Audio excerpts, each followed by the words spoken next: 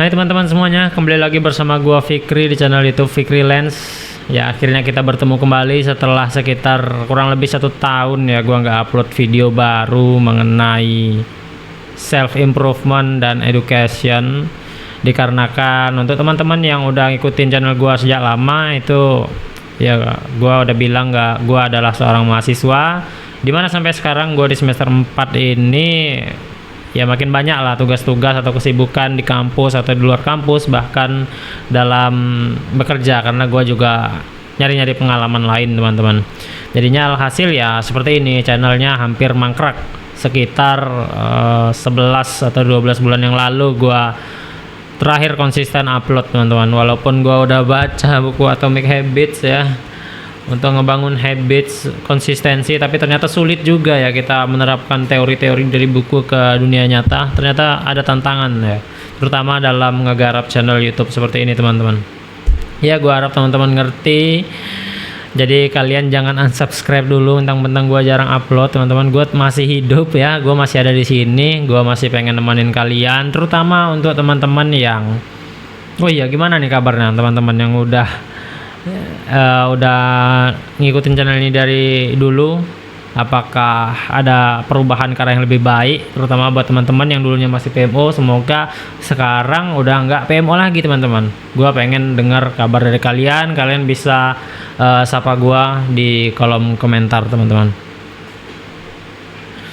Oke, nggak usah berlama-lama lagi ya. Seperti di thumbnail atau di judul, di sini kita akan membahas untuk sex education lagi tentunya ya, nggak berhenti kita sering kali ngebahas tentang PMO nih teman-teman, karena ini adalah masalah yang sulit gua ngerti ya. Seperti di judul atau thumbnail, kita akan membahas tentang apa yang akan terjadi jika seseorang terus memilih dalam lingkaran setan, porn, masturbation and orgasm atau PMO. Apakah mereka akan sukses? Ya tentu enggak ya. Orang-orang yang sukses itu pastinya mereka melakukan perubahan terhadap dirinya. Mereka meninggalkan dulu kebiasaan buruk, baru mereka membuat kebiasaan baik, atau bahkan mereka buat dulu kebiasaan baik, baru mereka meninggalkan kebiasaan lama atau kebiasaan buruk mereka teman-teman.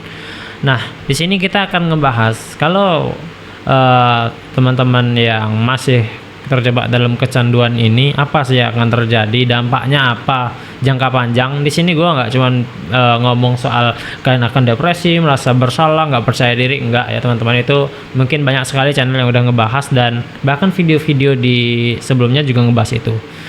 Nah tujuan video ini dibuat itu bukan untuk menghakimi kalian yang masih dalam lingkaran setan tersebut, karena gua nggak pengen nambah rasa bersalah teman-teman, kalian mengutuk diri kalian dan malah memperparah keadaan, kalian makin stres dan akhirnya kalian ngelepasin stres itu dengan ya PMO lagi teman-teman. Gua nggak akan ngelakuin itu. Tujuan video ini dibuat adalah demi menambah kesadaran kita, karena kita tuh nggak bisa berhenti dari habits yang buruk. Itu dikarenakan kita kurang menyadari dampaknya tuh apa sih. Kita cuma tahu enaknya doang, tapi dampaknya jangka panjang apa selain untuk diri kita sendiri. Ternyata kebiasaan PMO ini ternyata tuh buruk banget untuk lingkungan kita teman-teman, terutama di lingkungan pertemanan. Yang pertama kalian pasti dijauhi ya, itu udah sering gua bahas ya teman-teman, tapi ini gua bakal ngebahas lebih detail lagi. Selain itu tujuan video ini dibuat adalah ya tentunya untuk ngingatin diri gua sendiri bahwasanya gua ya jangan kembali ke lingkaran itu lagi, jangan masuk ke lingkaran setan itu lagi. Dan juga untuk teman-teman di sini yang nonton tapi kalian nggak pecandu, ya nggak apa-apa juga nonton, itu untuk menambah sex education kalian, untuk meningkatkan empati kita bahwasanya di luar sana ada saudara-saudara kita atau teman-teman kita yang kesulitan berjuang untuk lepas dari kecanduan PMO teman-teman. Oke, langsung saja kita masuk ke pembahasan yang pertama. Efeknya apa kalau kita selalu menunda untuk berubah dari seorang pecandu untuk tidak candu lagi teman-teman.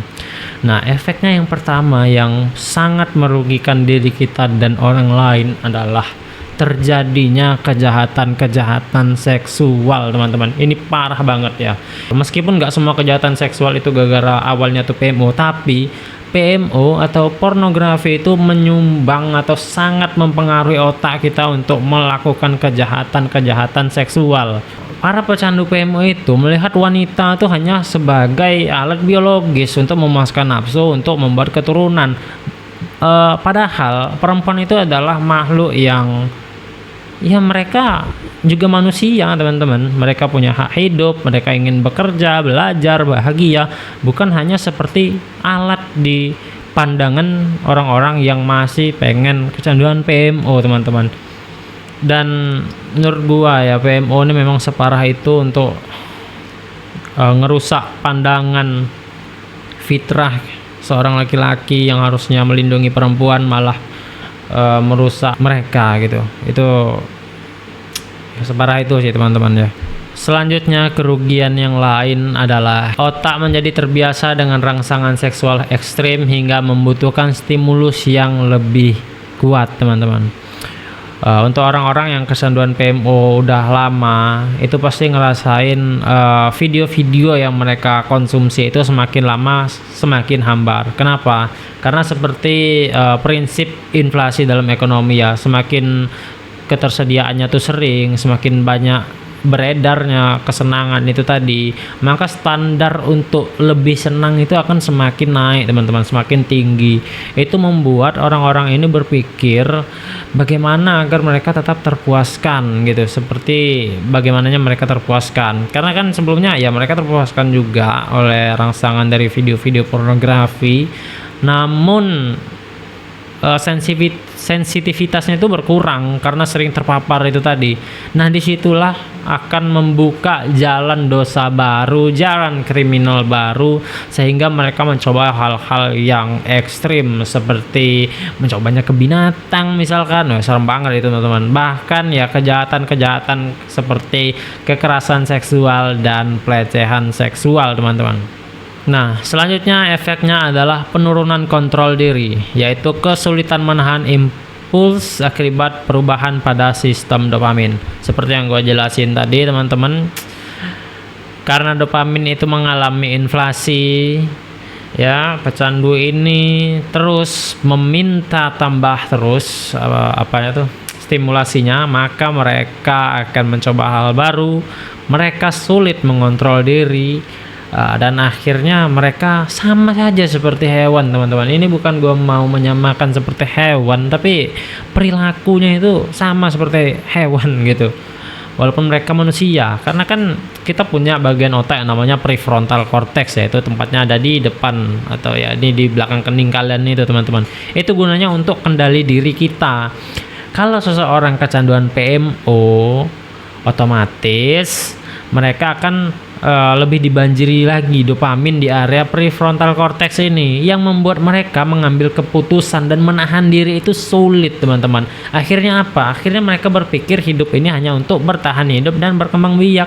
Akhirnya yang penting bertahan hidup ya mereka bakal nyuri, yang penting berkembang biak ya mereka nggak mau nikah, mereka nggak respect sama cewek, mereka bakal ngelakuin kejahatan-kejahatan seksual, teman-teman. Dan itu tentunya akan merugikan diri sendiri dan bahkan lingkungan sekitar, teman-teman. Padahal teman-teman, kita sebagai laki-laki, kita ini hidup untuk bertanggung jawab, terutama untuk keluarga kita, teman-teman, untuk wanita kita, dimana kita harus menjaga mereka. Kita nggak boleh menjadikan mereka atau memandang mereka tuh hanya sebagai alat. Dan bahkan yang lebih parahnya lagi, pecandu PMO itu mereka melakukan ines atau hubungan-hubungan sedarah. Bayangkan, teman-teman, separah itu.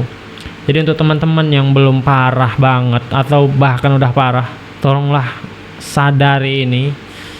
Walaupun gue yakin sadar doang nggak cukup, tapi gue mau ngomong ke kalian ya, bahwasanya ya kita tuh laki-laki, kita diciptakan untuk melindungi, bertanggung jawab. Kita nggak cuman ingin hidup atau berkembang biak, kita harus menghasilkan barang atau jasa untuk kebermanfaatan orang-orang banyak. Dan disitulah hidup kita akan berguna. Karena kalau kita nggak berkontribusi, kalau kita nggak mau melakukan hal-hal baik, gimana bisa uang-uang itu akan datang kepada kita, teman-teman? Gimana bisa kita menafkahi orang-orang terdekat kita, berbagi ke orang-orang tersayang kita? Kalau kita hanya terus-terusan ada di lingkaran setan itu, ya untuk apa hidup ini kalau kita nggak hidup untuk orang lain? Kalau kita hanya hidup untuk diri kita sendiri, otomatis ya kita akan menjadi pribadi yang egois. Kita nggak mau nolong orang lain, kita nggak mau berkontribusi untuk beberapa kelompok masyarakat dan lingkungan sekitar yang lain gitu. Kita akan merusak bumi kita akan merusak tatanan sosial kita. Ya tidak ada untung jangka panjang. Anda hanya nikmat dalam beberapa detik, setelah itu Anda menyesal. Anda tambah lagi terus rangsangannya sampai Anda merugikan dunia ini, teman-teman.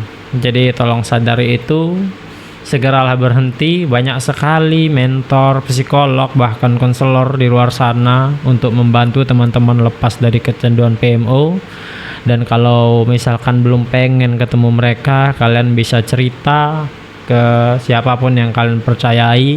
Kalian boleh berbagi pengalaman kalian, kesedihan kalian di kolom komentar video ini ya. Mungkin dengan pakai akun anonim, kalian boleh curhat. Orang-orang nggak tahu kalian siapa, tapi kalian boleh curhat pengalaman kalian gimana, minta tips gimana. Nanti bakal gua bantu ya. Gua sebagai mahasiswa bakal bantu lu. Dan untuk teman-teman yang lain yang udah berhasil sampai di titik keberhasilan sekarang, gua mohon juga bantu teman-teman sekitar kita. Jangan judge mereka. Wah, lu nih tukang PMO, makanya lu badan lu kurus, makanya lu nggak pede, makanya ngomong lu terbata-bata. Jangan ngomong gitu, jangan dihakimi. Mereka butuh tempat dimengerti. Mereka tuh cuma nyari tempat nyaman ya, teman-teman. Mereka nggak ketemu kenyamanan dengan sosial, akhirnya mereka ke hal-hal yang negatif, teman-teman. Oke, itu aja dari gua, pesan-pesan dari gua. Semoga video ini bermanfaat untuk kita semua, terutama untuk diri gua sendiri, untuk ngingetin diri gua sendiri ya. Semoga kita semua dapat dijauhkan dari bahaya-bahaya. Semoga kita semua sukses selalu, bertumbuh selalu, dan selalu memberikan manfaat-manfaat terbaik di dunia ini, teman-teman. Silahkan di subscribe kalau kalian ingin berlangganan, biar nggak ketinggalan video-video menarik selanjutnya seputar self improvement dan sex education. Oh iya, kita nggak bakal cuman ngebahas sex education, tentunya kita akan ngebahas beberapa hal menarik. Mungkin kita bakal bedah-bedah buku, mungkin kita akan bedah-bedah teori, apapun itu yang bisa ngembangin otak kita, teman-teman. Oke, segitu aja dari gua Fikri. Sampai jumpa di video selanjutnya. Dadah.